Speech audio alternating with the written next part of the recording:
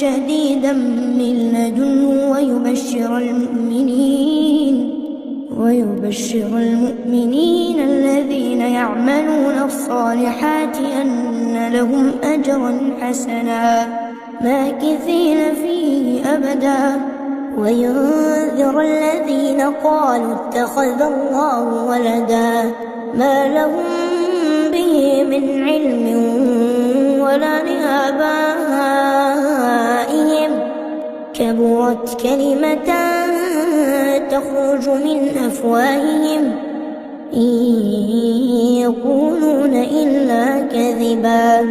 فلعلك باخع نفسك على